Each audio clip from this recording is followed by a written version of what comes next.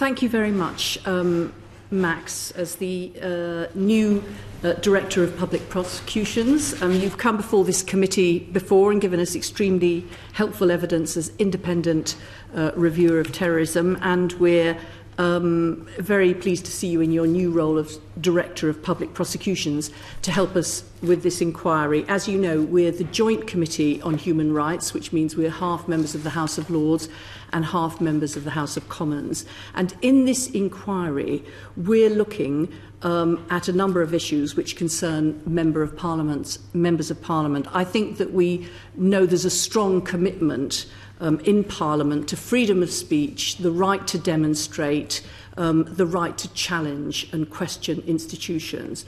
But we also want to know that members of Parliament are safe, and indeed those who work in the House of Commons are safe. And none of us will forget the terrible murders of Joe Cox, MP, and PC Keith Palmer. So this really is looking at the balance between protection of free speech, freedom of assembly, the right to protest, but also the safety of MPs and those who work in our Parliament.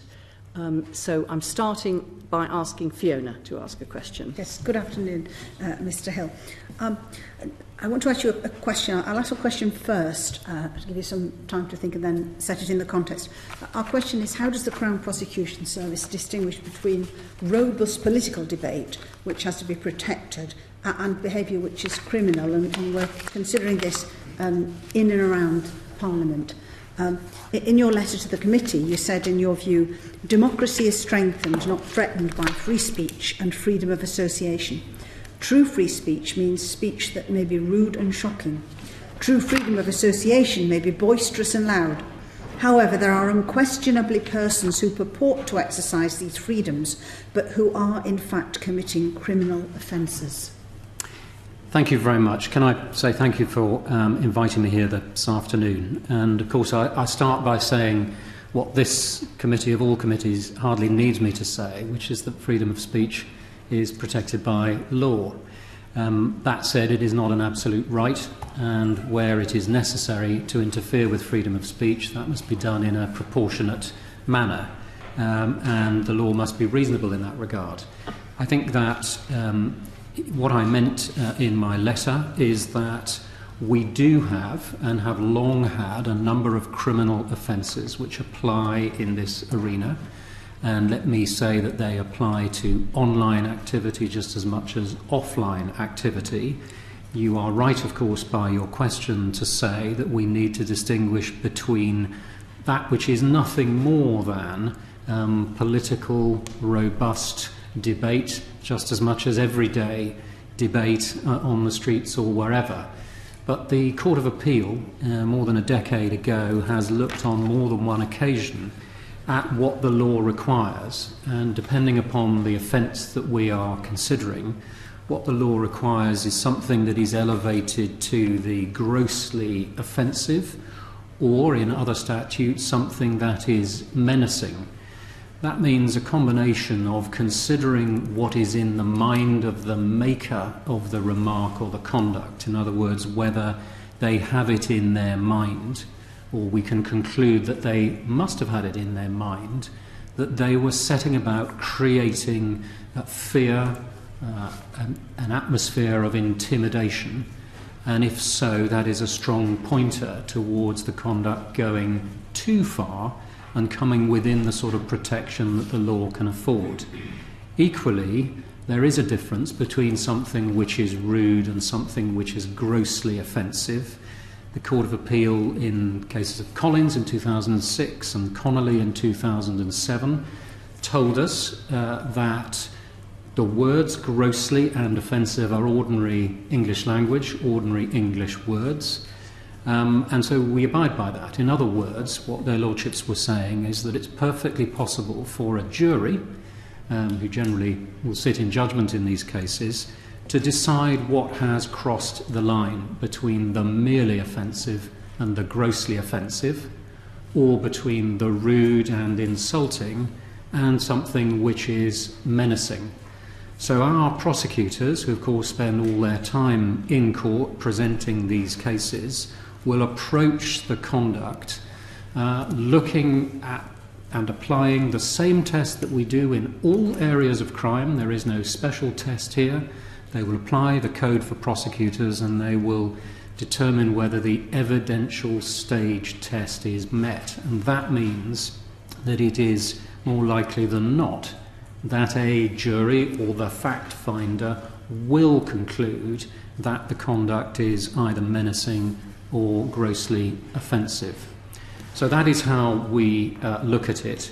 I can't, of course, claim that everybody will agree with every decision made by every prosecutor, but I can assure you that in the arena that we're talking about today, namely intimidating behaviour towards parliamentarians, we as a Crown Prosecution Service were sufficiently concerned by what's been happening in recent months and years to take a very unusual step, which was to issue guidance in March 2019.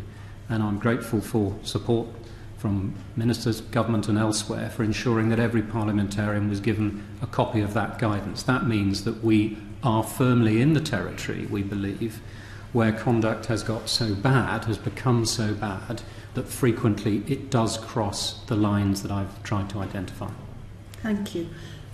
Can I just ask you to clarify, though, in terms of analysing that conduct, you presumably wouldn't expect parliamentarians to be placed in any more privileged position than any member of the public, and the area around Parliament not to be in a more privileged position than any local council premises. No, and plainly there is one law for all, and that is important, as you recognise in your question. Having said that, we are entitled to look at, and we do look at, the context in which offending behaviour takes place. And we will particularly look at that when we move to the second of the two tests that we apply under our code for prosecutors. Namely, being satisfied at the evidential stage, we then move on to consider the public interest factors that may weigh either against prosecution or in favour of prosecution. And the fact that the conduct in question has been targeted at somebody who is serving the public, which parliamentarians all do, will be a public interest factor in favour of prosecution rather than away from prosecution. So context can be very important. Just a final question, if I may, Chair. So that the test of whether the behaviour is grossly offensive or menacing is a subjective one, or in terms of the context. But obviously there are some people for whom certain behaviour would be offensive. Where's the thin line? Where's the dividing line between? Well, I think it's part subjective and part objective, because if we are asking ourselves whether there is a reasonable prospect of conviction, that means we as prosecutors are asking ourselves what the decision maker, judge or jury, magistrate or jury, is going to make of the conduct. And therefore that in part is our objective assessment. Yes. Of course, I recognise in this area, as in all areas of crime, that the test that the decision maker in court applies is different to the one we apply. We're looking at reasonable prospects, whereas a jury, judge, magistrate is looking at whether the offence is proven, to use the old-fashioned phrase, beyond a reasonable doubt, more modern phrase, so that they are sure.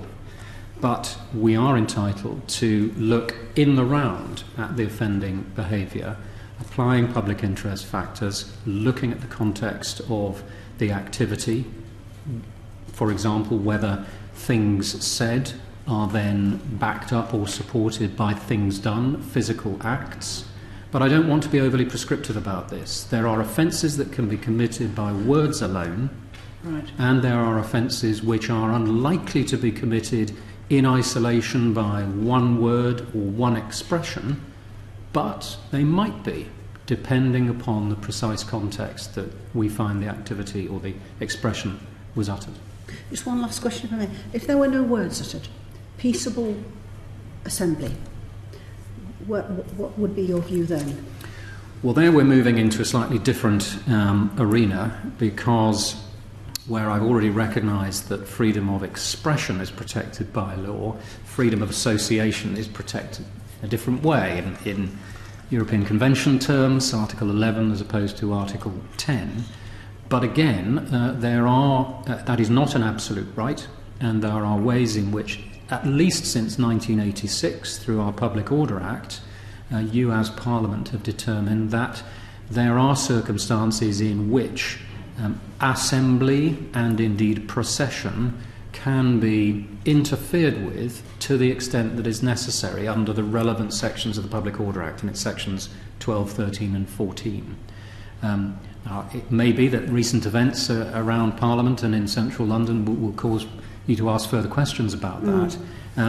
But again, there are a range of measures already existing within the law which can be applied, but they must always be applied where necessary and only where necessary and in a proportionate way. Thank you. Can I just pursue the point you've made, just so we can understand where we are on this? Obviously, MPs are a distinct group of people. Are we a group of people who, because we are elected and charged with carrying out public responsibilities with and for members of the public in our constituency, that therefore the context is that an offence, a potential offence against an MP is more serious because it's against somebody doing their public duty?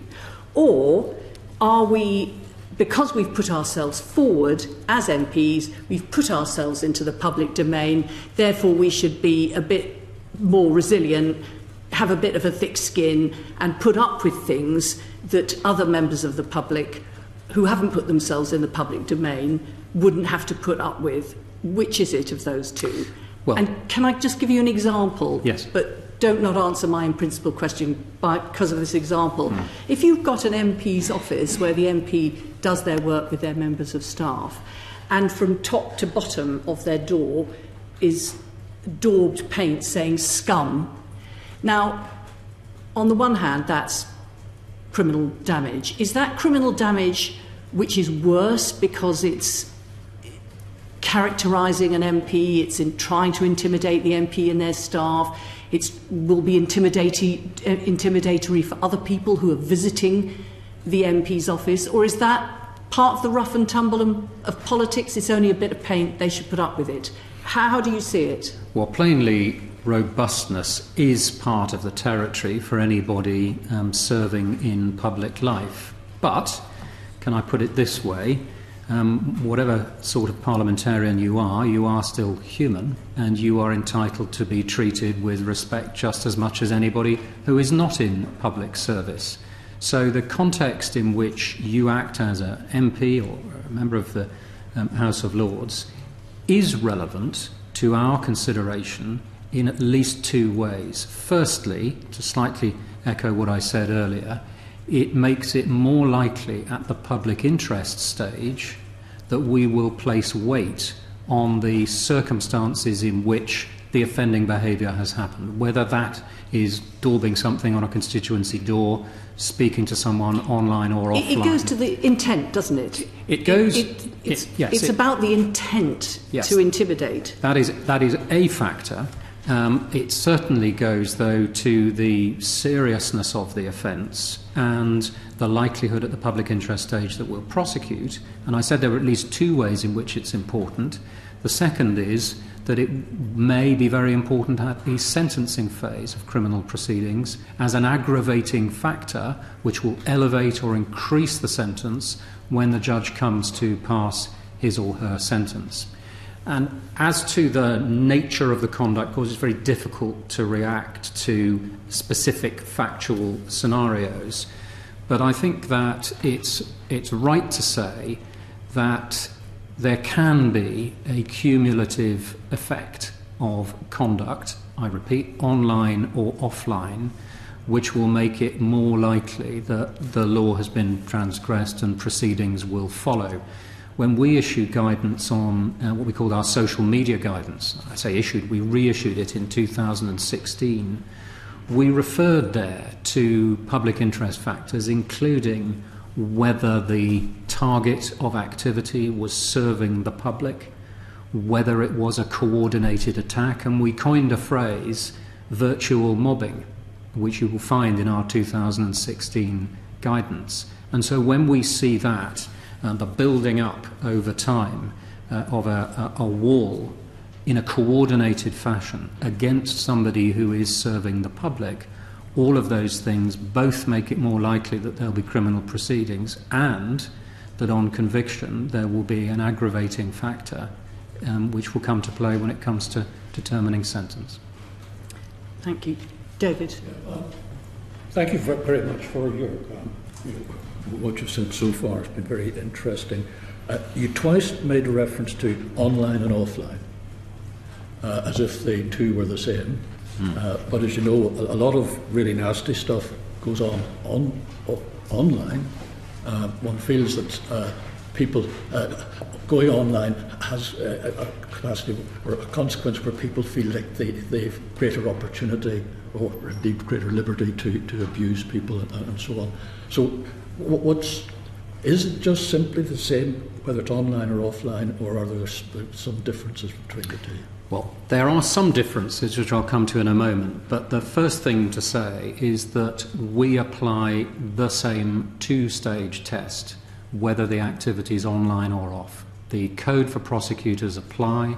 We look at the evidential stage test, and then we look at the public interest stage. No difference if it's online. Having said that, there may be different offences that come into play. We have two Communications Acts, 1988 and 2003, which, although they were drafted some years ago, are still very much fit for purpose and are particularly useful when we're looking at electronic communications in the language of the statutes. So it may have, or it may make a difference in terms of which charges we select, but I need to add to that, it may not, because if we're talking about an online communication and it's the content of the communication which is the offence, that may tend towards one or other of the Communications Act. If we're looking at the use of online as a means of facilitating an offence, the end object of which is not the communication but is something else, let me take an easy example, threat to kill, then we will not be constrained merely by the fact that the threat is issued online from charging the much more serious criminal offence of threat to kill.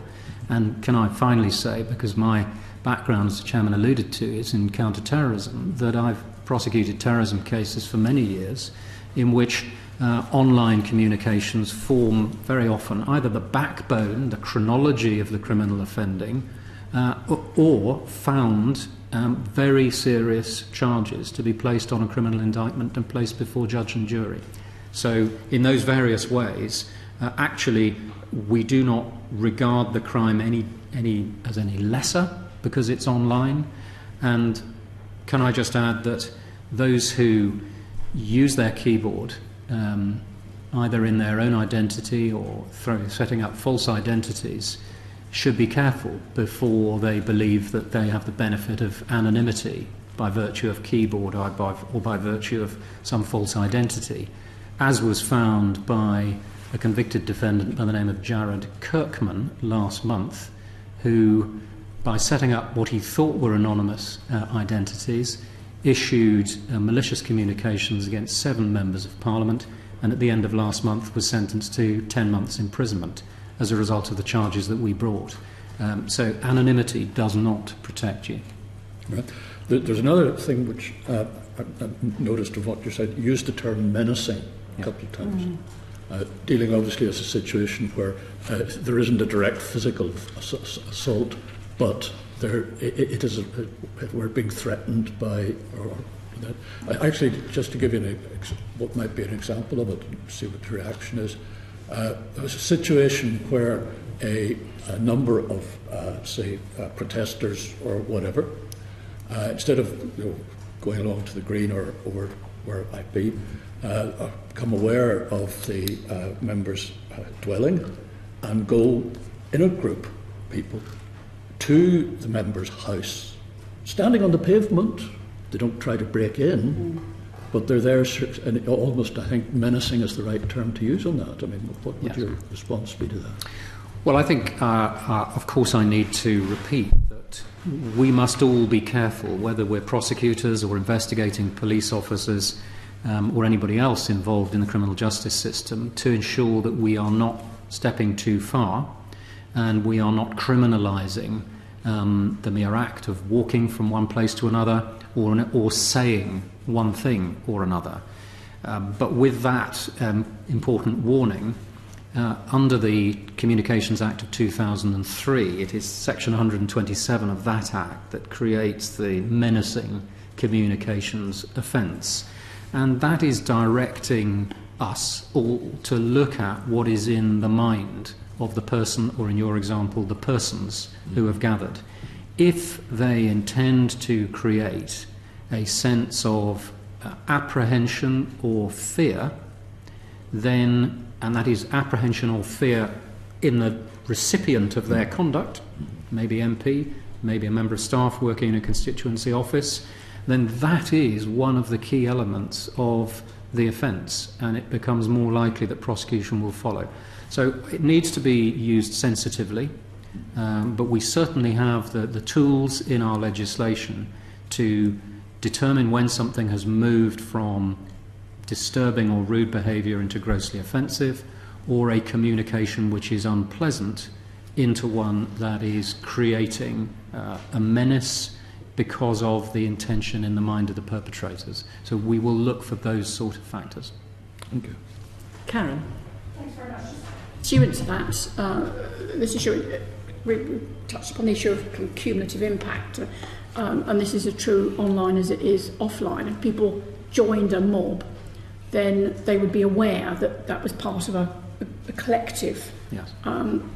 if not an attempt to intimidate, but likely to have the consequence of intimidating.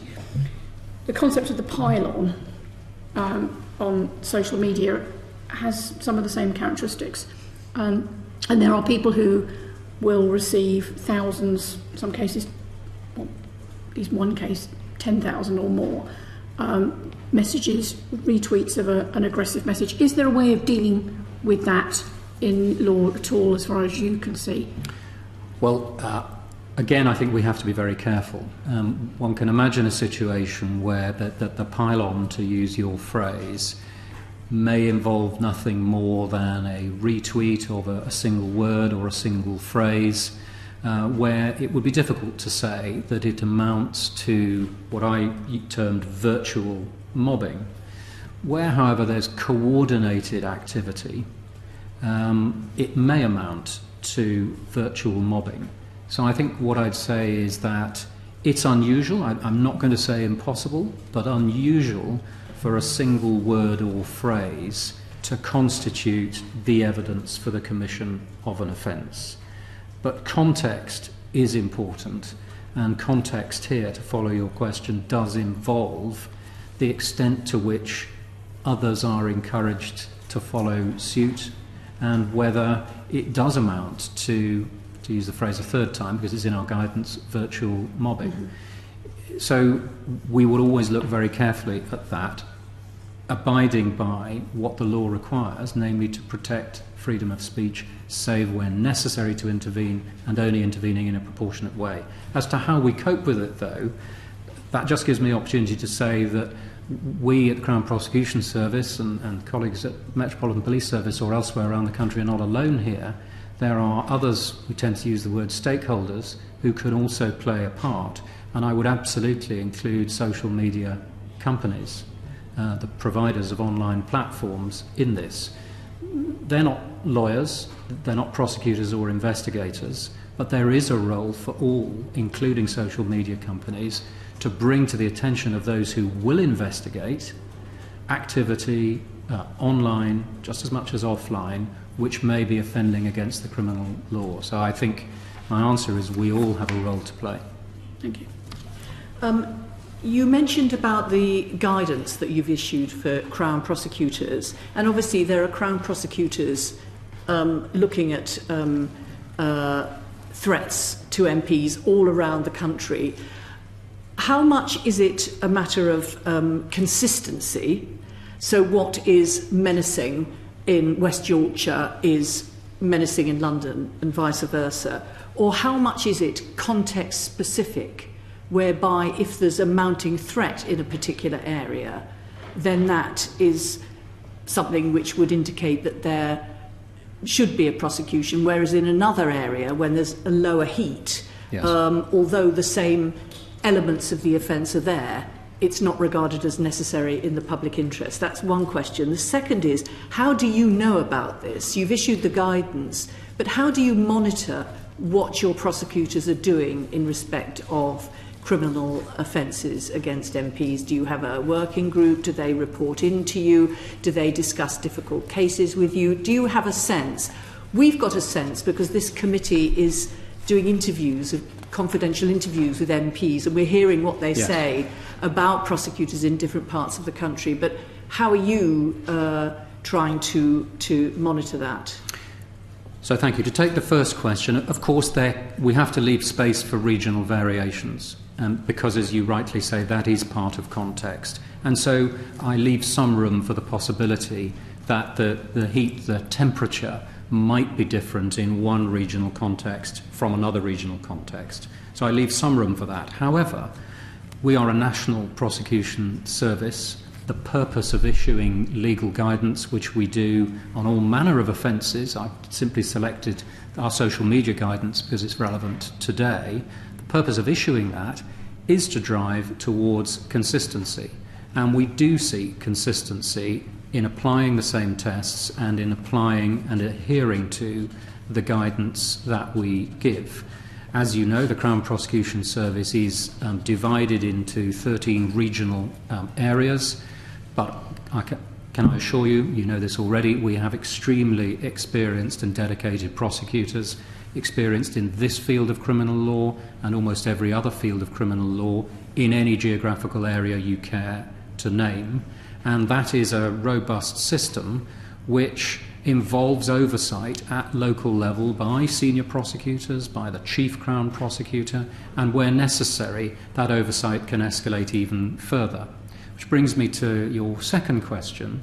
As you've seen in our guidance to parliamentarians, we've done two things in that guidance. Firstly, at the back of the guidance, we've sought to provide regional contacts for any member of either House of Parliament who is concerned, so that he or she can make direct contact with our prosecution area office wherever they may be in the country.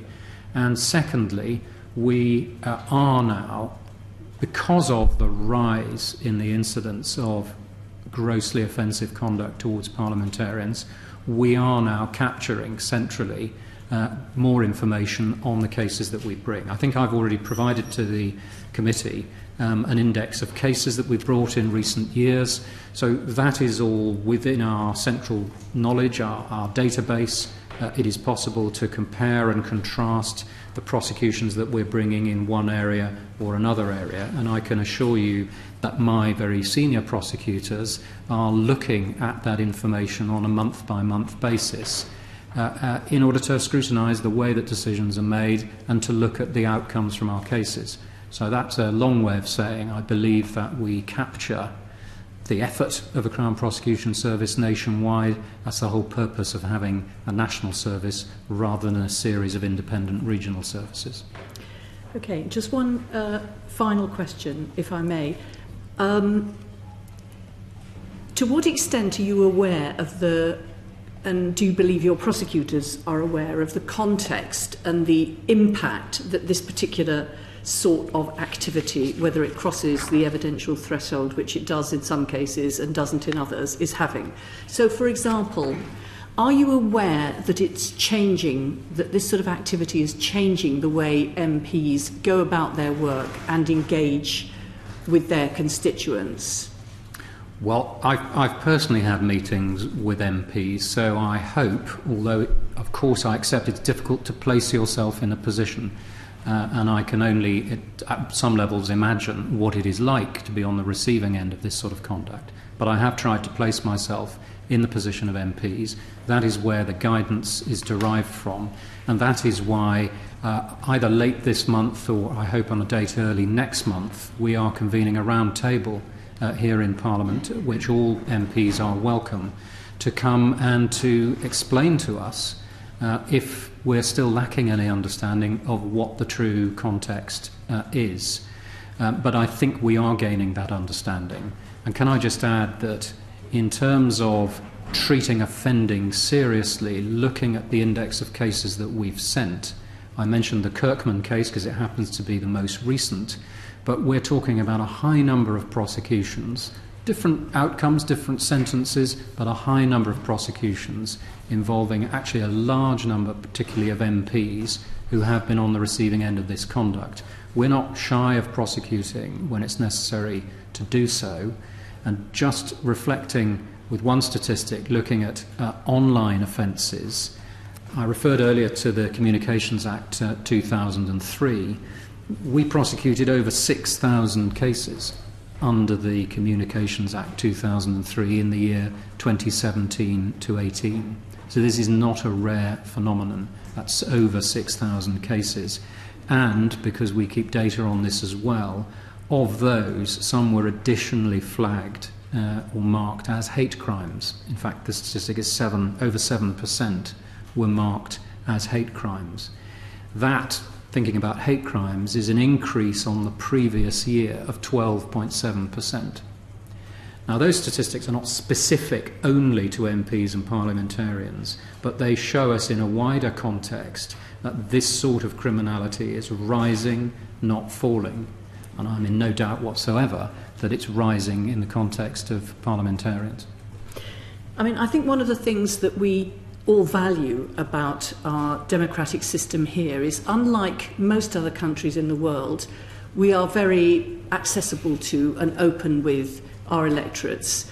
We walk about in the high street, we go on trains and buses on our own, we have drop-in surgeries where people can turn up without an appointment. Many of us will have a leaflet drop round an estate with a request, if you want to see your MP, put this leaflet in the window and the MP will come and knock on your door. Now, do you think you're prosecutors, and are you aware that as a result, just over the last couple of years, I would say, the way that MPs work and mingle with the public has really changed, that MPs now are being advised not to do advice surgeries in remote locations, in little community halls on estates or in little church halls on villages which can't be adequately protected. They're driving long distances backwards and forwards from their constituency rather than going on a train late at night. That the issue of putting a leaflet through the letterbox and asking somebody to put it in their window is dying out as the threat mounts, and that a lot of this is to do with the volume and aggressive nature of the threats that's happening online.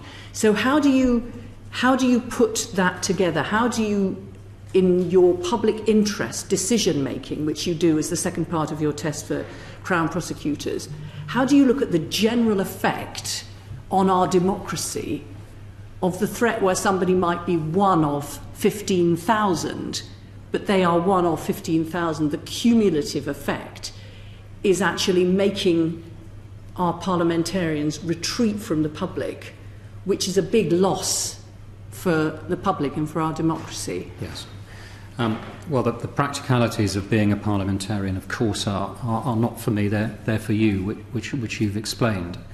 But as the prosecutor, we're not in any doubt at all about the changing nature of trying to operate within a constituency wherever it may be. Of course, on the one hand, we have to be careful that in making robust and appropriate charging decisions, we don't elevate something that is actually minor in terms of activity by one individual to something that is major merely by reason of the fact that it's repeated and has happened before. And that's why, in answer to an earlier question, I was saying that both at the evidential stage and at the public interest stage, we do look for and look at coordinated activity. We look for mobbing, whether actual, offline, or virtual, online. And I think everyone would expect us to be sensitive to that. But in terms of the scale of the problem and the nature of the activity, I know, for example, from published figures, the sort of proportions in which expenditure for MPs' individual security has increased. And I asked for some figures on that in preparation for this session this afternoon, and was told that it has gone up by an almost unimaginable factor since 2010. The figure I was given was that security assistance offered to MPs in the session 2010 to 11 was £37,000, but by 2017 to 18 had risen to 4.2 million. And that makes a powerful point. It does. Thank you. Harry? The things that one takes into account in making decisions as to whether to prosecute are very helpfully identified in what you've said so far.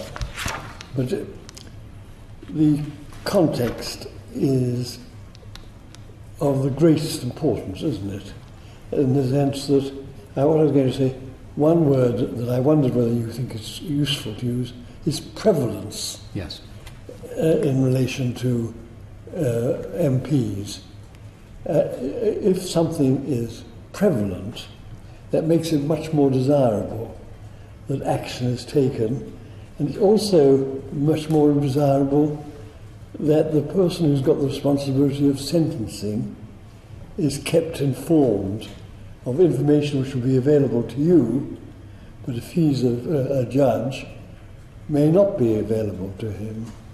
And what I wanted to know is whether, how closely do you see yourself working with the other major players, so that, for example, the worrying situation, I think anybody would say it's worrying with regard to MPs, is something which is brought home to those who might not otherwise realise the significance of what you're saying in evidence. Yes.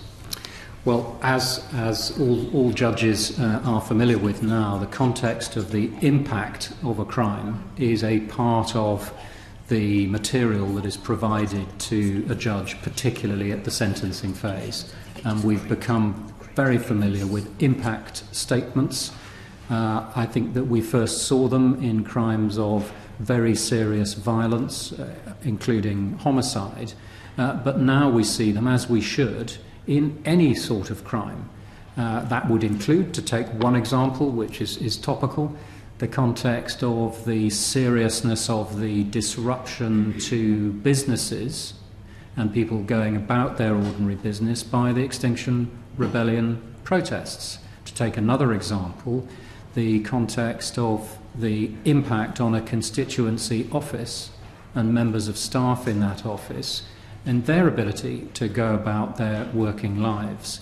And a court at the sentencing phase is always interested to know, and it is relevant that they be told what the impact is. And that is also assisted by some information on prevalence where we have it. So as the prosecutor, of course, sometimes we'll look to the investigators to gather that evidence, and it will be the police who investigate the offence who should have an eye, for example, to prevalence, to impact, to make sure that we have that information available to judges. But can I say your question, coming from a former Lord Chief Justice, also prompts me to say that in the cases in this century which have looked at our legislation around what is grossly offensive and what is menacing, also include, as you will remember, the case of Carston in 2014, in which the Court of Appeal issued a warning that we should not criminalise speech. But of course that is not what is intended by the offences that were created, which are targeted at those occasions where, even where the activity may be limited to speech, it has gone so far, it is so prevalent, it has such an impact that, notwithstanding Article 10 ordinary freedoms, it is necessary to interfere in a proportionate way, namely by prosecuting under the Act. Yes. But the impact statements to which you refer, and there's always a danger that someone like myself is very much out of date, but I associate them with the impact on the individual.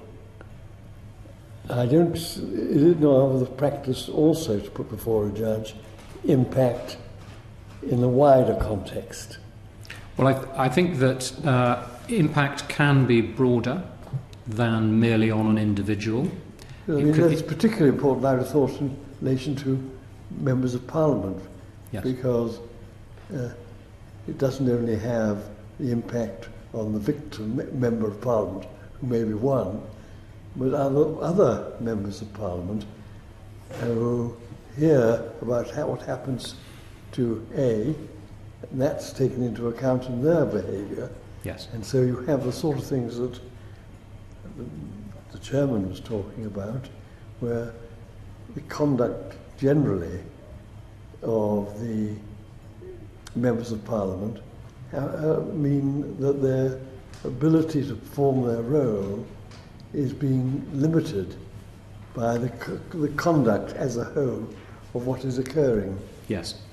I think as long as we abide by the principle that anybody brought before the court is only sentenced for the offence that they have committed, for the crime that has occurred, then wider information to place that offence in context is always appropriate. And of course our experienced judges are very well versed in working out how much application that has to an individual offender's case.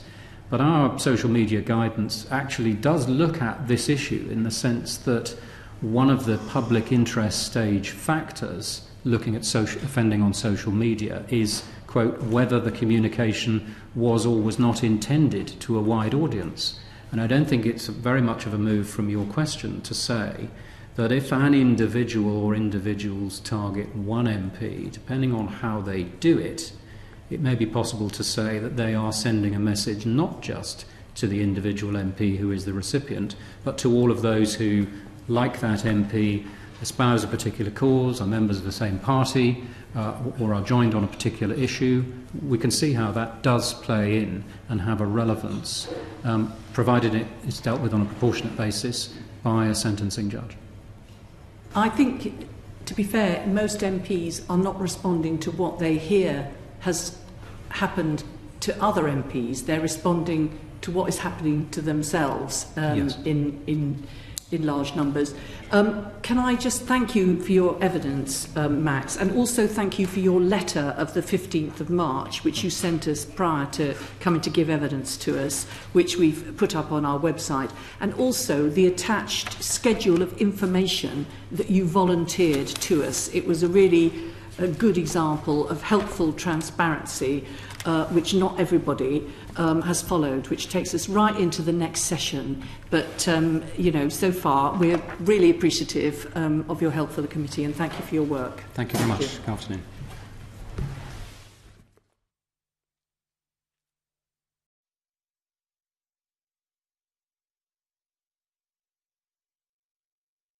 The proceeding is currently suspended.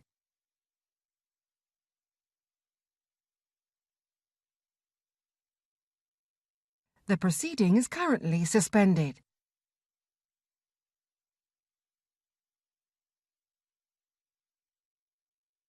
The proceeding is currently suspended.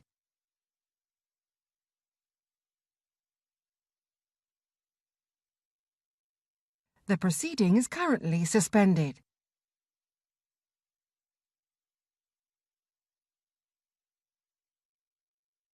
The proceeding. Thank you. Take a seat.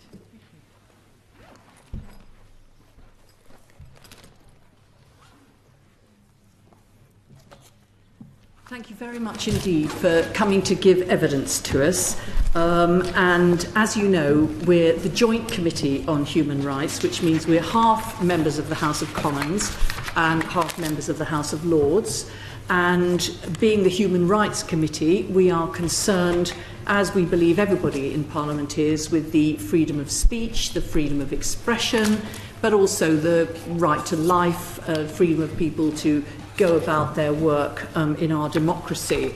And of course, none of us will forget the murder of our colleague Jo Cox, and indeed the murder of PC Keith Palmer. So we're thinking in this inquiry about how you balance the right to freedom of expression, the right to protest, the right to challenge, but also protect those who are in our democracy.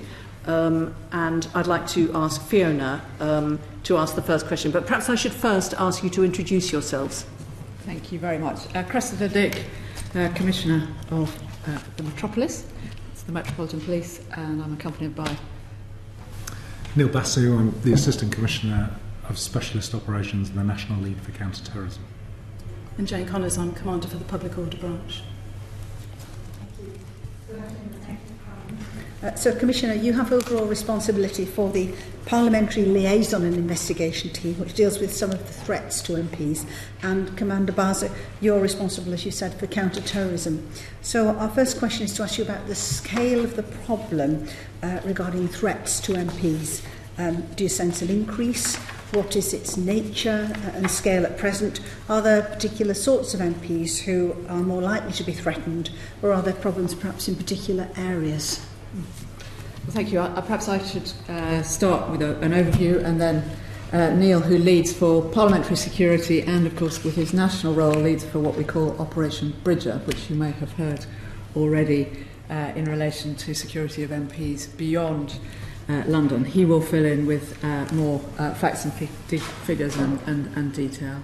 But I think it is fair to say that we do believe that the current context is sort of, in our policing time at least, unprecedented, and some of the recent events, including the ghastly murder that you referred to in relation to Jo Cox, and then of course the attack on Westminster Bridge and Parliament and other attacks in Parliament Square, add up to an extraordinary set of circumstances.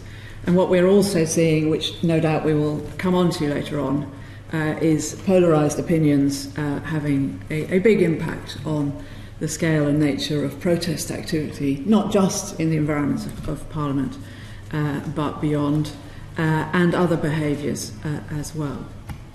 We do have very considerable experience of this, and although our data does not go back comprehensively, perhaps as long as we would like, Neil can talk about the rise that we have seen in specifically threats to MPs as they have been reported to us, and we've seen a very considerable rise in the last year. Yes, I think we've looked at some of the transcripts of your previous hearings, and we would agree with other witnesses who talk about the fact that in relation to those threats and the sort of background nastiness, which doesn't reach a criminal level but is by necessity very unpleasant, we can see that certain people seem to be targeted more than others, and that in particular, off the top of my head, I think it is fair to say that people from minority communities and women, not just amongst MPs but in public life generally, seem to be being targeted disproportionately. I think we would be clear about that. Neil, do you want to talk about the numbers? Sure. So Operation Bridger was set up in response to Jo Cox's awful murder. It is a joint responsibility between ourselves and the parliamentary authorities. So Commander Adrian Usher, who appeared here, runs that unit for me and works very, very closely with Eric Hepburn as the Parliamentary Security Director. And Plate, since January this year, has been collecting information and statistics on MP reporting. It is quite right to say that this has been an underreported crime in the past, largely because people in public life, I think, have an expectation and a higher threshold, perhaps, and a higher tolerance. So there's definitely been an increase in reporting as we put more communications out. But that doesn't undermine the fact that we think there is clearly increased volume here. The reason I would say that is 2017 we had 151 crimes reported by members of Parliament, and that's across the country. And in 2018, an increase of 126% to 342 crimes. And then just in the first 4 months of this year, so January to April, we have had a 90% increase compared to the same period in 2018 to 152 crimes. So you can see, if that were to continue, we'd be looking at probably somewhere in the region of, well, certainly over 450 crimes this year, if we take that forward. The Commission has already stated that there is a very clear pattern that has emerged around misogyny and people of race. And also there is a relatively small number of MPs who account for a large number of those crime reports. So 10 MPs effectively have received 29% of those crime reports. And I don't want to complicate matters, but a crime is a crime. But we've asked MPs and their staff to record all incidents, not just what they think may or may not be a crime, so we can get a better geographical pattern of what's been happening. They've done that, so we've had over 600 incidents reported this year.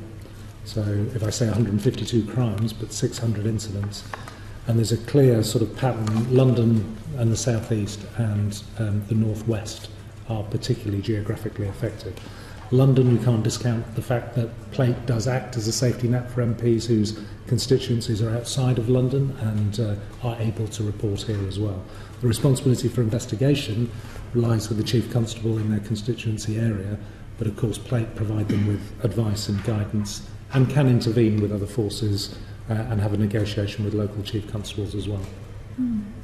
Do you have any explanation why the North West might be particularly prevalent?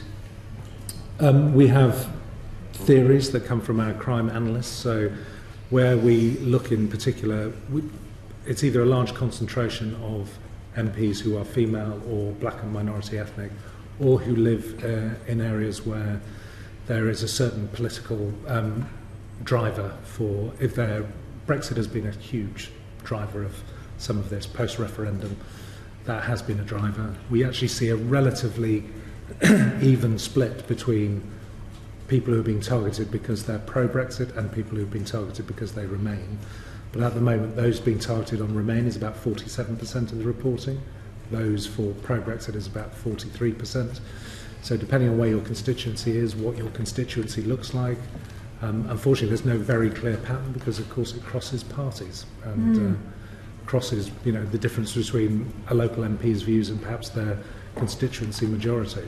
So there's no clear pattern, but there is, we are beginning to see those kinds of trends, which is why we started to centrally collate this information so we could get a better pattern going forward. No, I was interested, being a North West MP myself, and because obviously there are Remainers and Brexit supporting MPs all over the country. But perhaps you have a bit more work to do on trying to understand. We do. I mean, it's only 3 months worth of data, so it's a bit early to make conclusive comments to the committee, I think. Thank you, but you've obviously been able to collate quite a bit of data yourself. When our committee put in freedom of information requests in preparation for this inquiry to all police forces in the UK, we asked for some generic information on the number of incidents reported and the number of prosecutions recorded in 2018 relating to threats to MPs and their personal safety. And I just want to give you the results. We asked FOI requests of 43 police forces. 6 have given us information. 20 have refused on various grounds. 17 have now replied, although we passed the deadline, including the Met. But the reasons for not giving this information were, as I say, various. Some said they couldn't confirm or deny whether the information was held. Some said that it might prejudice law enforcement and the investigative process. And the question our committee has is, can you understand why our committee was refused this information? And perhaps shouldn't such information be routinely collected by the police as well as the CPS? you're right, the information will be collected, so the information exists and is there. So most forces will have a crime recording system which will obviously record the fact that a crime has been alleged and then investigated and then what the outcome is. You've got 43 independent chief constables with 43 independent legal advisors who will give them different advice on the FOIA. Getting consistency is difficult, so I don't feel I can answer for them. For the Metropolitan Police, I could. What I would suggest is, for some of them, the numbers will be so low that there will be a fear of actually revealing information that could reveal the individual, and that would not be right, and that would be a GDPR breach. So that might be one reason, if they've got very low numbers. And none of these concentrated in geographical areas will be high numbers, so it will become very obvious very quickly perhaps where they are. So that might be one of the reasons why they're not sharing. We wouldn't ordinarily give public information where we're in the middle of a prosecution. So certainly if somebody had been charged, we wouldn't be giving the information that might be other than numbers of, if you ask for numbers of charges, we might have done that. But then you have that circular argument back to, can you identify the individual?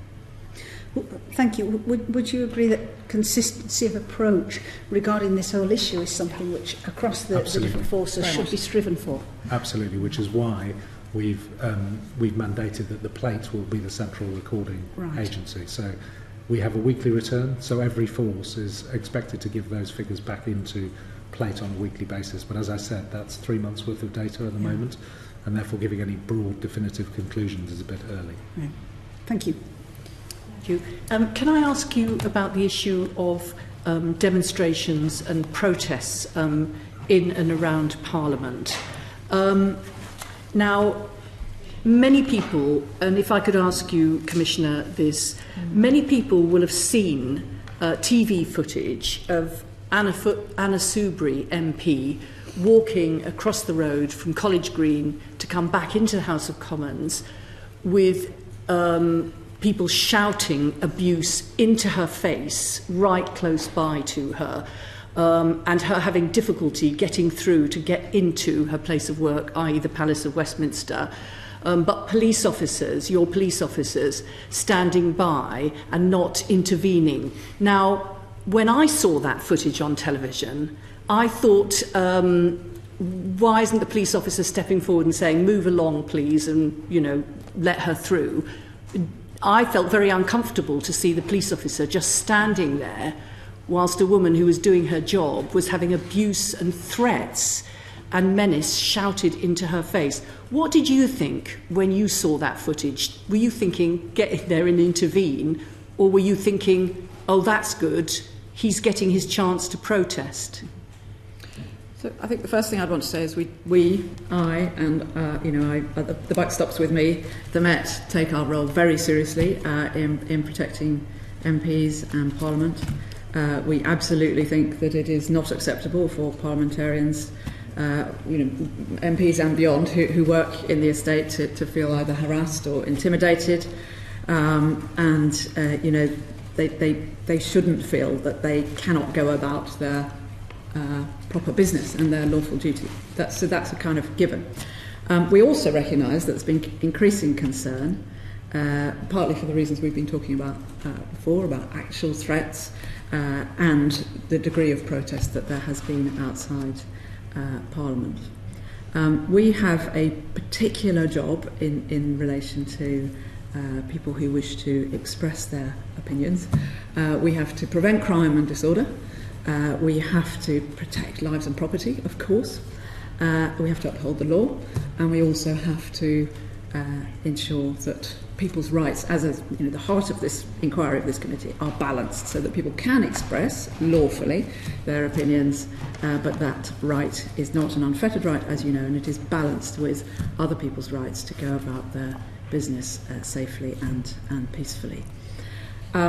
My officers are probably, in my view, we might argue about this, but the most scrutinised professionals in the world. Not only are they on their body-worn video all the time, but they are always having phones put in their faces as they're doing their work. And that includes, of course, sometimes television cameras and others. And I am always careful to stop, pause, think, and ask myself, if I see footage, how much am I actually seeing of what's gone on, what happened before, what happened afterwards, and I'm careful as somebody sitting on top of an organisation of 40,000 people not to second guess the operational decisions of my officers. But you will have seen that subsequent to the incident that you mention, about which I probably shouldn't say too very much more, because as you know we have investigations and indeed prosecutions going through in relation to this kind of thing. I won't go into the specifics, but we said very clearly, Neil and I, to the authorities in Parliament, verbally and in a follow-up letter, that we do believe that our posture generally, at the time that you are talking about, just before Christmas and just after, was overall too passive. And since then, you will have seen a very big step up in the resourcing of the policing of the protests around Parliament. On average day, we have, I think, about 60 officers engaged in nothing but thinking about the protests in the immediate environs of Parliament. That's on top of all the parliamentary police that you see every day. And they have, and Jane can talk you through this, very clear leadership, very clear tasking, very clear briefing. And they are told that, just as in other policing environments, it is important that they use their discretion to intervene, to calm things down, to, the sort of phrase you used, to be there, to say, well, that you watch out, you may be going a bit far here, and of course to intervene immediately if there is a crime apparently committed. But as you are also aware, the bar for, I know you've just been talking to the director, the bar for a criminal offence is both quite high in the public order context and always case specific. And that's why there's such a lot of case law about the subject always developing. We try to give the officers really clear instructions, and we try to leave them to be the traditional police officer using their discretion to keep the peace, as well as on occasion arresting people. And Jane can talk you through how that works now. But I suppose the key thing to say is we acknowledge that the general posture at that time, just before Christmas and into the new year, was overall too passive, and we believe now we are both much more present and more active, and the officers are, if you like, more interventionist.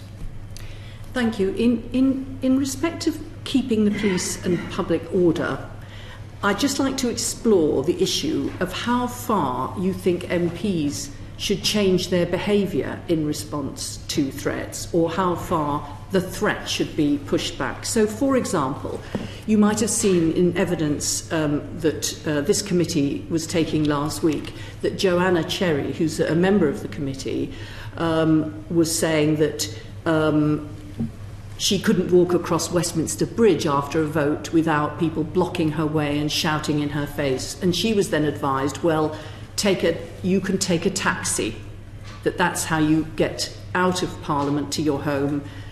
Don't walk across Westminster Bridge, take a taxi at public expense.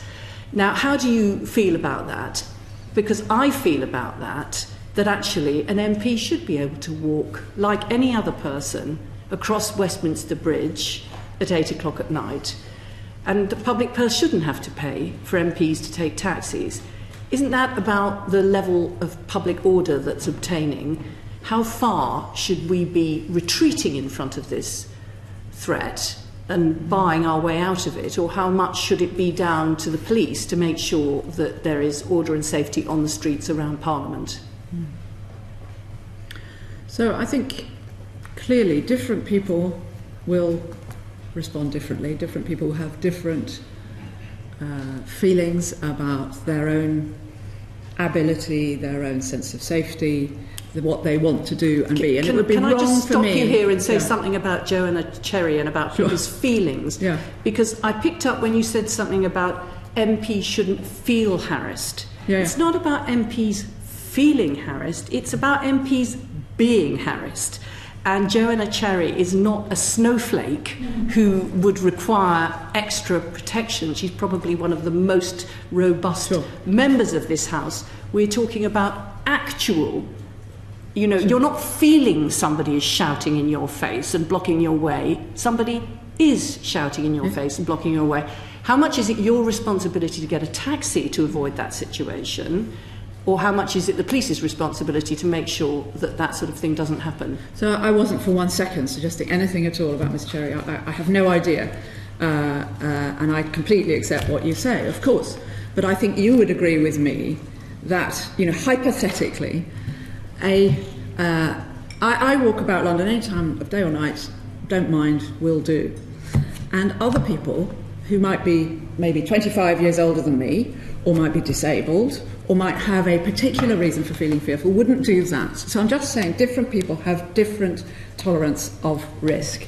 And that is why it is inappropriate for me to say what people all ought to do or all ought not to do, because people do vary, whether they're MPs or not. But I absolutely agree with you that anybody should feel that they can walk from their place of work, the Parliament, and feel that they are not going to be harassed or obstructed as they go down, a couple of hundred yards from Parliament. Of course, that's the way we would want society to be. That's the way people should be able to act. I'm absolutely, completely with you. I did notice that the parliamentary authorities, Lindsay Hall and others, at the last session were saying, for a whole variety of reasons, no doubt, not just because you might be harassed, but for other reasons as well, the authorities here believe that on occasion people should take taxis, and I'm sure many people do. So I'm not going to say you shouldn't take a taxi, you have to walk. It is a matter of what, how you feel, what is going on, and other circumstances. But of course people should be free to walk across Westminster Bridge and not be obstructed. That is why, amongst other things, our nearly 60 officers do regard the edges of that operation as going across Westminster Bridge. But what we cannot get to is a situation, I know you're not suggesting this, but we can't get to a situation where every single parliamentarian, and you're not suggesting this, but you see the logical conclusion, has a full-time police officer standing next to them. That's not good for democracy, it's not good for policing, it's not good for anybody. So there is a balance to be achieved, as with everything. Well, nobody's yet suggested that every single member of Parliament should have a full-time police officer allocated to them, so I don't think we need to worry about that right now. You will have seen discussion about College Green. That's where a lot of the media set up their marquees and interview members of Parliament. And there's been, and this is about the general state and level of public order, there's been a suggestion that in order for members of Parliament, and indeed the media, and indeed journalists who are carrying out these interviews, to be safe, that they shouldn't do it on College Green, which is a public space, but instead facilities should be made inside the Palace of Westminster in order to make them safe. Now, my response to that is a bit like with the walking over the bridge. There's something gone wrong, hasn't there, if an MP can't walk over the bridge after a vote? Something's gone wrong, hasn't it, in terms of law and order, if MPs can't be interviewed on College Green and have to retreat inside? And isn't that bad for our democracy, if the state of law and order is such that MPs can't be going out and doing an interview like they've always done, but have to retreat inside? So throughout the last 4 or 5 months, there has been a constant large number of parliamentarians, MPs in particular, going back and forth to College Green, giving interviews. Nobody will have heard the Commissioner of the Metropolitan Police say either the safest place is to be interviewed inside Parliament or you must be interviewed inside Parliament. That's not for us to say. We haven't said that, and I wouldn't. But what I would say is that to ensure the safety, which is what we've done, ensure the proper safety of people going back and forth across the road does require, and it has done, the active involvement of the police, the parliamentary authorities and the broadcasters. Jane can talk to you about how we've achieved that, but there is nothing, I think, suggesting that parliamentarians shouldn't be interviewed on College Green. It's carried on. There's been an awful lot of it over the last few months, and I'm sure it will carry on again in the future. And as you say, quite right too. that's what people should be able to do, and they are doing that safely and with a considerable, on occasion, police presence, but also the support of parliamentary authorities and the support of the broadcasters in a sensible manner. Thanks very much. Can I turn to the issue of demonstrations, specific demonstrations? And I think this is probably Commander Connors I'm talking to here. In respect of two recent demonstrations, one on the 29th of March about Brexit, the Leave protesters, no conditions were imposed as to where they should go and not go in the immediate vicinity of Parliament. And indeed, they were all around Parliament to such an extent that the House authorities advised members and staff all to leave in order that they shouldn't potentially be a target, to remove their pass, to go through certain exits, and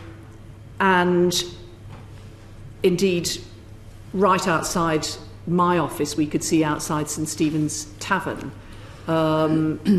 fights breaking out and lots of drinking associated with it. So there was no conditions imposed on where those demonstrators should go, as I say, such that the people were instructed to leave this building early from their work. Yet, Extinction Rebellion, which was a kind of cheerful, lots of young people, benign march, had quite stringent conditions imposed on their march and protest on the 23rd of April, such that they were confined under the Public Order Act to this particular area. And we certainly all noticed that when they were having their protest, they were sort of penned in, whereas when the Brexit demonstration happened, they weren't penned in at all, and we all had to flee out of the building. I was a bit baffled by that. Can you explain why that was the case, the difference in those two protests? So conditions for any event, either preconditions or conditions on the day, are dependent on a threshold being reached for serious disruption, serious disorder or serious damage. So in relation to the different protests, each set of circumstances needs to be looked at. So in relation to the Brexit protest that you're talking about, there was a significant number of people, but there was no intelligence that that march wouldn't move smoothly through and that would create disorder or that it would create damage. And the disruption was likely to be moving through, as I say. So serious disruption would happen for a time, but then it would be able to be relieved as the march moved through. In relation to Extinction Rebellion, we had seen ongoing disruption, serious disruption to the lives of Londoners and those trying to go about their business.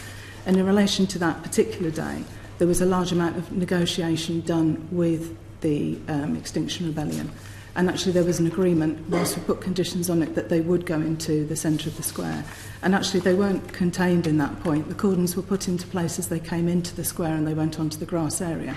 And then actually the cordons were taken out. And there was only a few officers around the central square area as the actual protest progressed.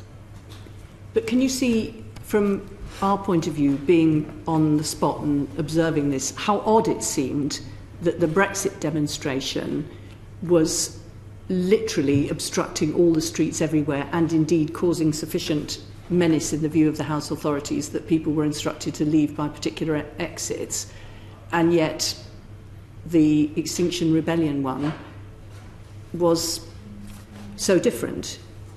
No, I can understand that. And I think when you have a large march that comes through, and with the volume of people that were on that march, it's a peaceful march, and yes, it causes disruption, and there were elements of disorder, and I understand that. But in general, in whole, the actual march itself was very peaceful. When you have a large march, there is an element of disruption.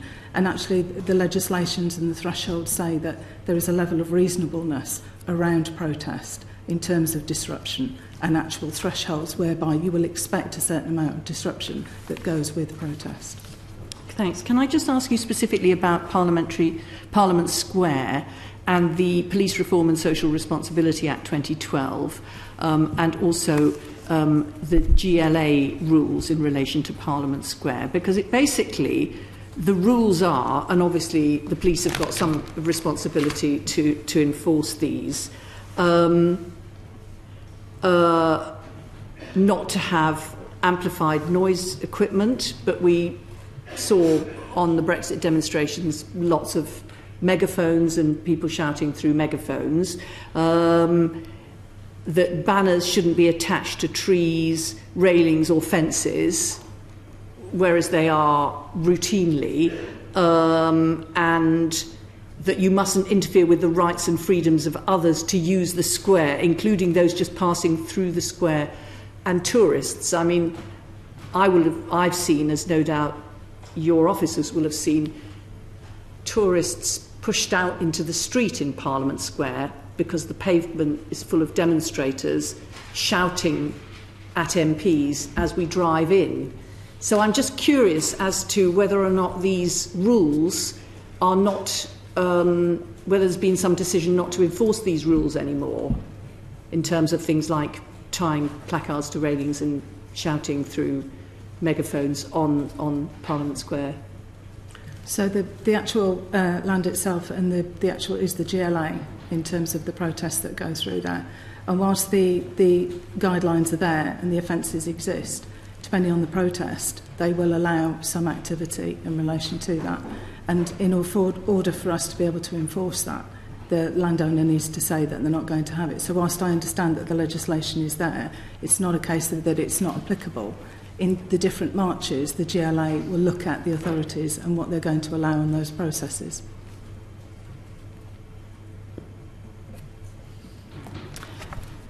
Doreen, thank you. Doreen. I just wanted to follow up on around Joanna Cherry's and what the Commissioner said. I think my understanding of how she probably felt is not that she expected a police officer to be walking at her side, but to have some understanding of what was happening to her at that time. And so she was to, the fact that she can put in a complaint about that, I think she wanted probably the officers to look at and understand where she was coming from at that particular time. Not that she's expecting a police officer to be walking by her side as she crosses over, or to be told, oh, but perhaps you should just take a taxi. That's not her freedom. Her freedom is I can take a taxi if I so choose. But if I want to walk across the bridge, nothing should stop me from doing that. I think it's a lack of understanding, from what I understand, what she was saying, how when she presented that, the feedback she got, more so than expecting the police officer to be escorting her. Maybe I replied that in the way that I did because of the Chair's question, but I would be absolutely delighted to meet Ms Cherry and hear the experience, and B, what we could have, who it was who said just get in a taxi and what we could do better, because I absolutely understand what you're saying, Baroness. Absolutely. Thank you. Thanks very much. Can I ask Commander Basu a couple of questions about social media in particular, and the threats that have been made? I mean, two kinds of threats. One, the absolute specific threats to harm, threats to kill, that sometimes get, threats to rape, that sometimes get made on social media, but also just going back to the way you phrased it when you were writing about extremist propaganda, and you talked about the torrent of hate and abuse below a criminal threshold that can follow any act of terror, which I think is probably applicable in this case too. So those two separate categories. And can I ask you what you feel in terms of the work that you've been doing, the relationships you have with the social media companies, and the extent to which you feel they are able to assist in the identification and removal of material in both those categories, and whether that meets your requirements? So it doesn't yet meet my requirements, because I have this utopian vision that we should be able to stop anybody uploading anything that is grossly offensive or threatening or crosses a criminal threshold. So I'm law enforcement, so I have to talk crime.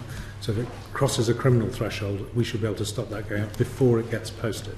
And do you feel, may I interrupt you just on that, just to help the committee by developing that argument? I mean, is that because they don't understand, they don't have the same understanding that you have of what the criminal threshold is? That's a really complicated question, but they are making judgments based on their own corporate policy and their own understanding of the criminal threshold.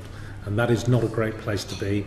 There should be very clear regulation and law that says this is against the law, this is not. There isn't a major company that we deal with that doesn't want to remove criminal material from its website.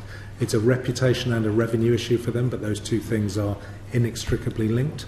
So they want to do it, but they need clearer guidance. And actually, I think, certainly Haskell's had them here very recently.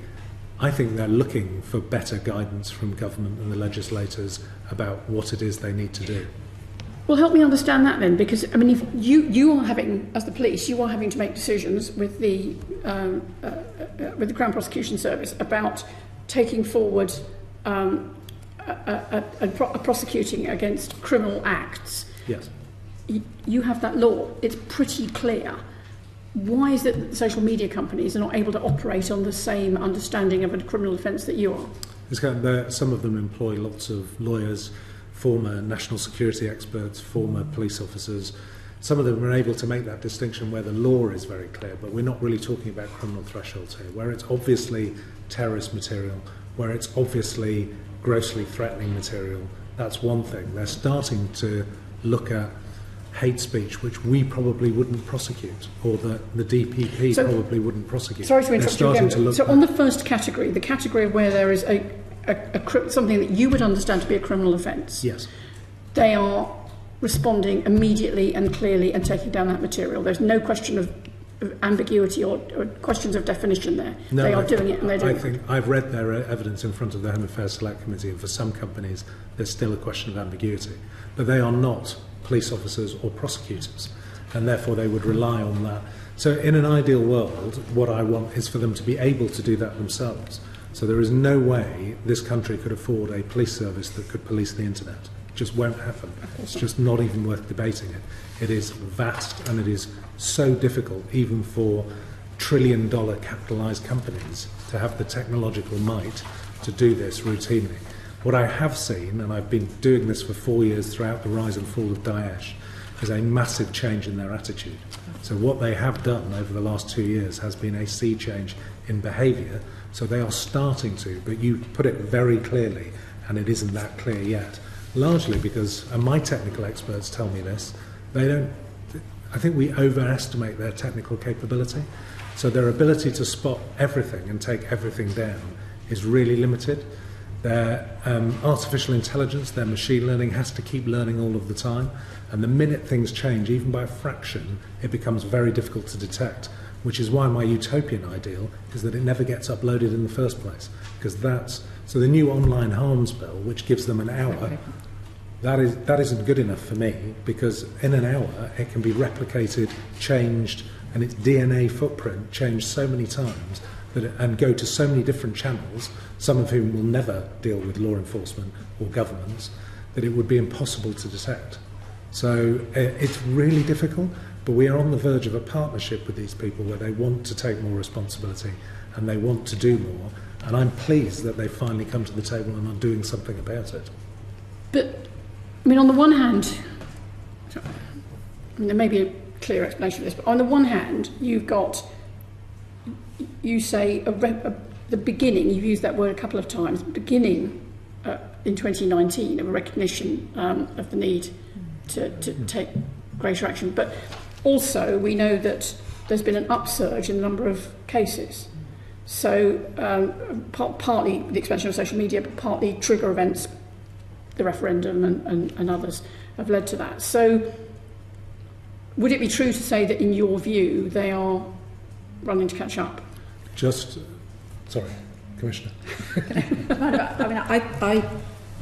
I know Neil and I agree on this. The last 2 years we've seen a huge change. So the beginning of the beginning, if you like, was certainly at least 2017. And in terms of online abuse, in terms of terrorist material, in terms of child sexual exploitation, in terms of the work on harms caused in relation to serious violence and gangs and that sort of thing that you and I have discussed before, we are seeing a massive up of investment by the companies in their ability to do this, technical and sort of financial, going into trying to get better and better at this. And they are working closely, they really are working closely with us. So we've seen a big change in 2 years. But yes, by definition, the whole thing is exploding so fast, and some of the risks that come with the exponential rise in the use of data and social media, they are, of course, running to catch up. Thank you. I appreciate that. But our inquiry, unlike Home Affairs, is we're targeting specifically on the issue of threats and abuse to politicians and how that interacts with the democratic process. So, I mean, that you have said and the DPP have said that there's been a dramatic increase in the incidence of this kind of threats and abuse on social media over the last couple of years. So, however good they have got at dealing with other issues, criminality, gangs, sexual abuse, have they not yet become aware of the need to tackle this effectively? Yes, they have. So the online harms white paper is much wider than terrorism, for instance, but terrorism in 2017, this country's worst year for 2 decades, has largely been their wake-up call. And that's why I say it's about reputation and revenue. They're kind of recognising a social responsibility that will affect their bottom line. Unilever, a famous example, wanting to pull out of advertising. They know that is unacceptable on their platforms, and I don't find anyone senior in those companies who would ever say anything different. What they do find really difficult to explain, and I'm not going to find it any easier here, is how difficult it is to fix this problem. No, they make a fairly healthy profit, I think it's fair to say. Of course they do. So in terms of capacity, except the point about machine learning and artificial intelligence, we can't necessarily control that, but in terms of capacity, labour time that they put into this, should they be required to up that capacity, or should they be required to support the police in terms of the time that you now have to spend in dealing with some of the consequences of this? The short answer to that for me is yes, and that's why I would support the online. Which would you prefer? Do you think it's something that should be about a contribution to law enforcement, or are they failing to meet a proper threshold of investment themselves? I think even with their wealth, they couldn't contribute enough to law enforcement to make this happen. And what law enforcement wants to be is the enforcer. It doesn't want to be the moderator. There's too much material on the internet to actually look at. We are going to need artificial intelligence and machine learning to do this. There's all kinds of ethical problems around that as well, which is why it needs to be a partnership between government, law enforcement and these companies to get this absolutely right. So I don't need them to just give us more money. I need their cooperation to actually want to do that. So the online consultation that's out at the moment, it could take years to set up an independent regulator. We're going to need them to cooperate voluntarily before that happens. And I do detect that that's what they want to do. Okay.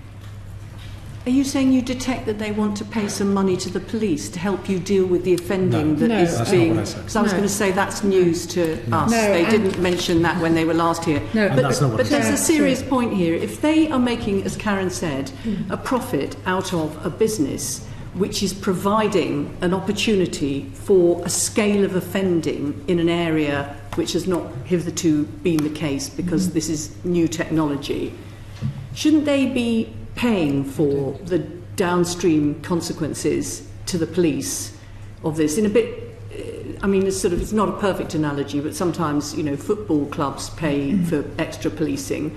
Why should these multi-billion social media companies leave it to the taxpayer to pick up the bill and you, with your overstretched resources, to try and deal with this exponential increase in offending, including tens of thousands of threats and menacing going on against MPs, which is affecting and undermining our democracy? Shouldn't they stump up the cash so that you can tool up and have the resources that you need?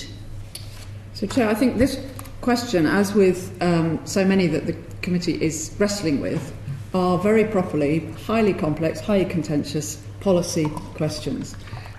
we are the police. We are here to uphold and enforce the law.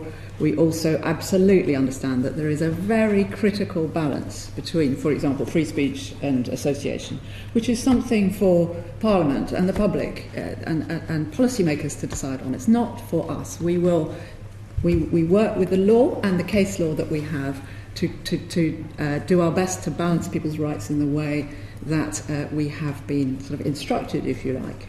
And in relation to this, again, an interesting policy point.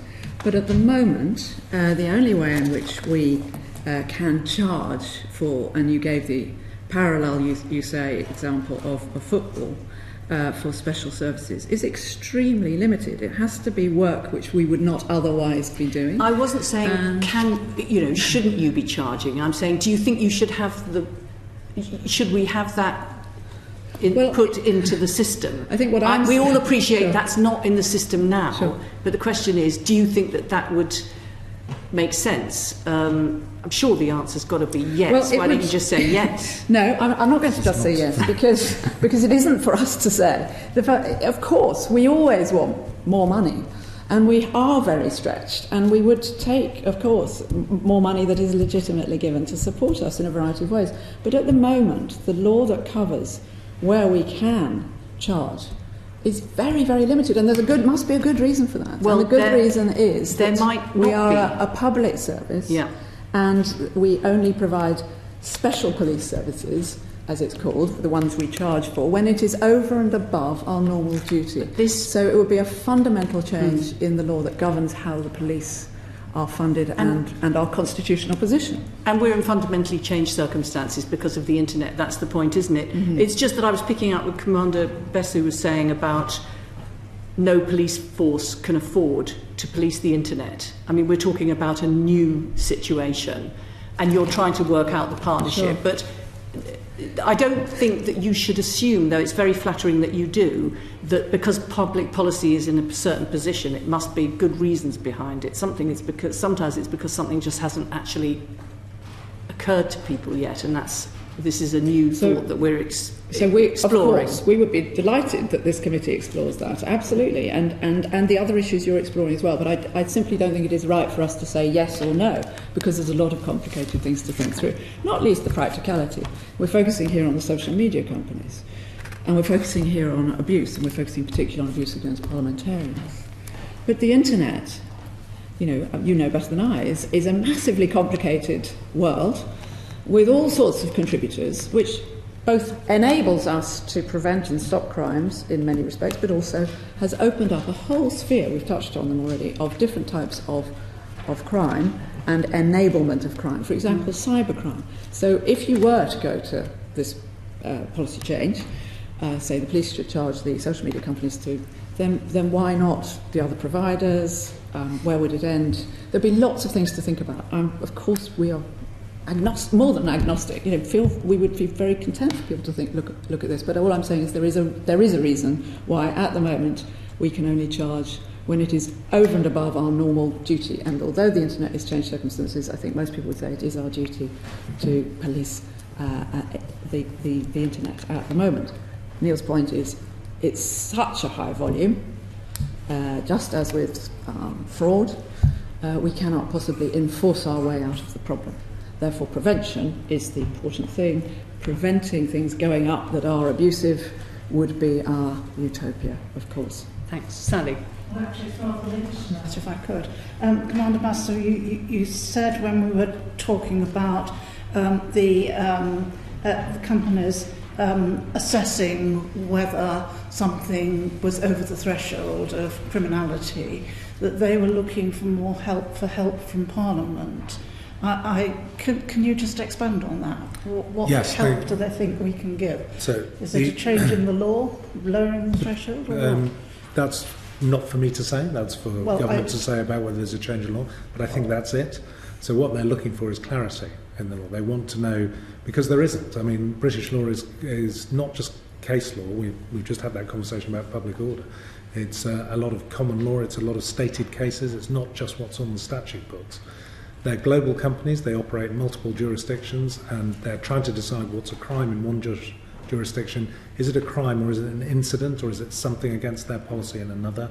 And what they are saying to us is we would like clarity on that decision. Once you give that decision, we can upload our machine learning and our AI to hit that particular threshold. This is what is a complex argument. So we've talked a lot about crime, but actually the vast majority of the explosion, a lot of that explosion doesn't reach a criminal threshold even here in the UK. So that is a really difficult judgment, and is not a judgment for police officers to make as to whether people should be allowed to behave like that online where it doesn't hit a current law. In other words, I wasn't asking you to make the people. judgment, I was just trying to understand what it was that you were transmitting. And what they're asking at the moment is they're being asked to take all of that material down, and they're not sure where to draw the line, so they're drawing the line where they see fit and being criticised for it. And I think at some point we're all going to have to step forward and tell them where the line is, but that is not a law enforcement, that's not within our gift. I think, if I might also, I think there is probably an element here of, they are all in competition. Yeah. So if they have what they would understand to be a level playing field of regulation or restriction, then they can all play with it. But when they have to make these decisions and they know that the person next door is making a very different decision, presumably that brings in other things into their minds, and that's why I suspect they're saying partly we just want to know what we have to do and then we'll do it. So international regulation as well. Okay, won't pursue that. Thank you. European wide even. Yeah, Sorry. I didn't want to say that. Doreen. I wanted to ask you, when we talked about around the media and the stuff on social media, because that's always changing, and especially for young people, their intelligence is quite high in order to do things, put things online. And I suppose the question is asking, how within your offices, I don't know how to put this, but are you sort of always ramping up your intelligence in order to, so you can see what's online, see what you need to do, in order for you to have a better understanding, so you can either suggest that things to take on where the criminality stands? Because as we move on, things are getting more and more complex. So I just wanted to know where your officers stand, how their training is, so they can keep on top of what's coming in constantly. So we are constantly trying to ensure that our officers who deal sort of every day really with online crime have the right skills to do that and the right understanding of what is going on and changing. It is difficult. And I think we would absolutely admit at the moment that our capability is not as strong overall as it should be. There's much more to do to allow people to keep on keeping up, if you like. And some people have more facility with this than others. You mentioned that young people are changing really, really quickly, and we do find that a lot of our newer officers find it much easier than some of the much older officers, by definition, I think. But we are also, of course, again, we have to act within the law. For example, the Investigatory Powers Act and its forerunner legislation. But we do absolutely try to build our intelligence, to understand our open source, work out what is going on, who's saying what to who, how that is going. But we are, in fact...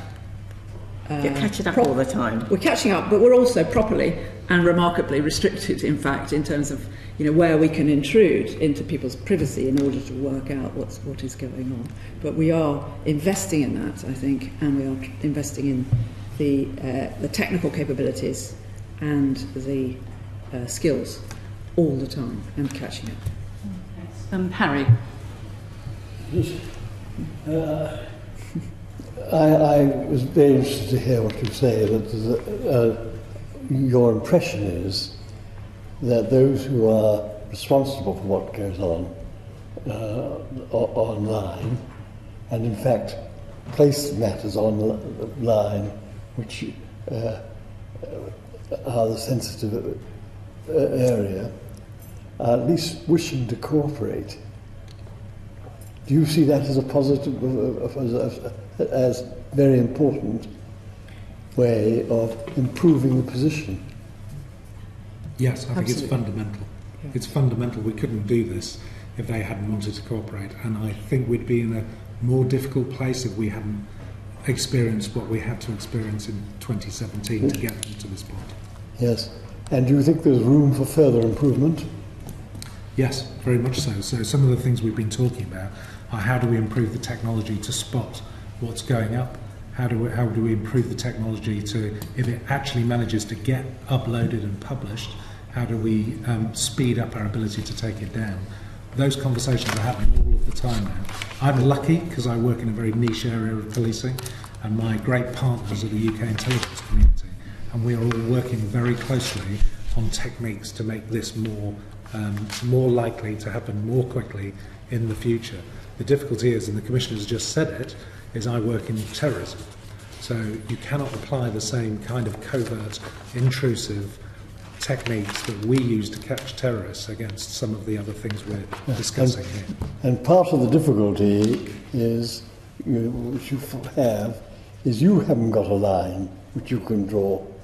Because the way the law works in this situation is a balancing act. Exactly. And a judgment Yes. which really has to be made in respect of individual cases. Yes. But what they can do is, with the assistance of their own lawyers and get legal advice they can employ, they can be just as good as you are at identifying the non-existent line, which is the point where you must not go beyond. Yes. And with experience, they should be achieving this. They can't just, you can't and they can't make it simpler than it is.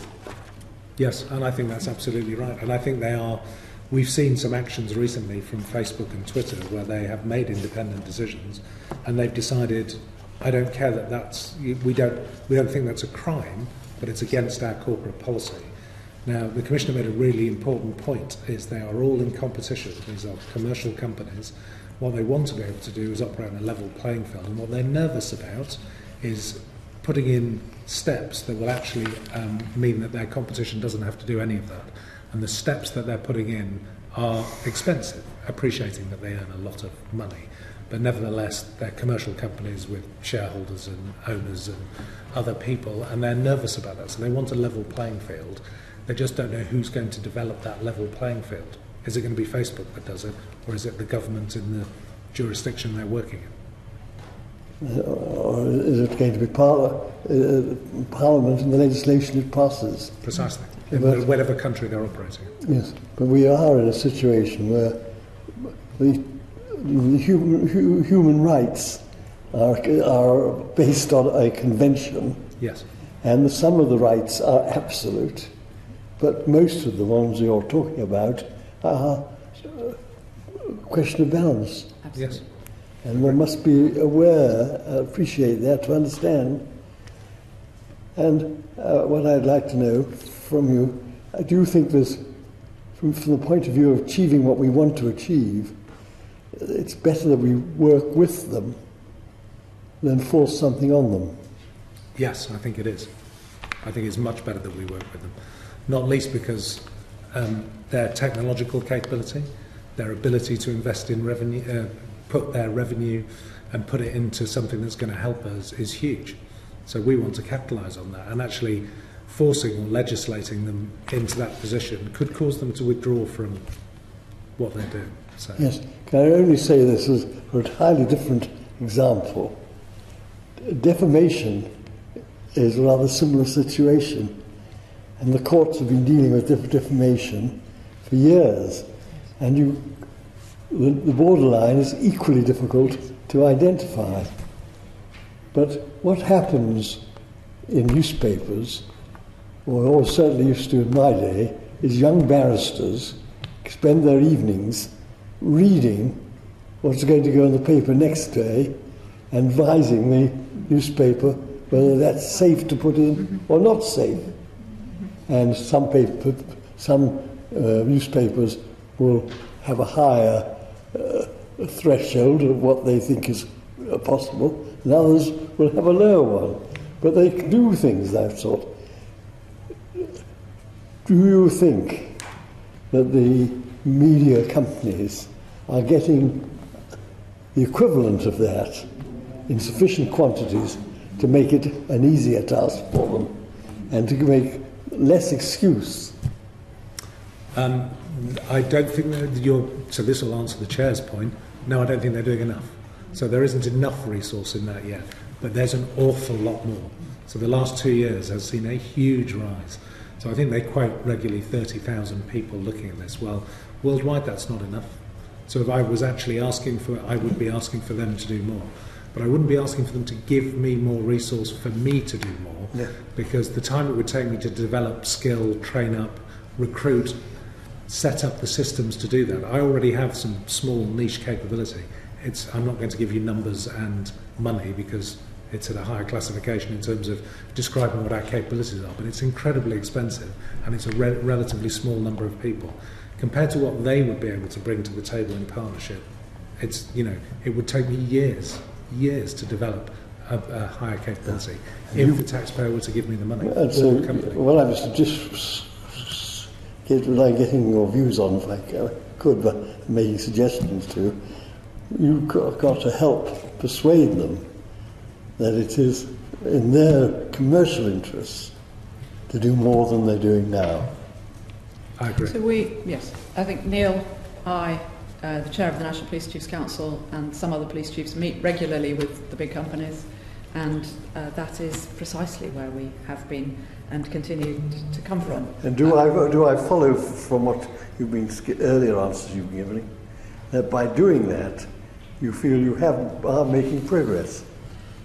Yes, I think there is huge progress being made. I'm sure it's for all sorts of reasons, partly, I hope, some of the work that we have been doing, and we can see a lot of collaborative and cooperative change. I know you've heard from some of them recently as well. We have welcomed, albeit as Neil says it will take some time to get there, but we've welcomed the white paper on online harms. I understand the big companies have too. I can see that if you were to just go back 2 or 3 years, you would see a massive difference of opinion, and now a real coming together of a lot of different parties about what might need to happen.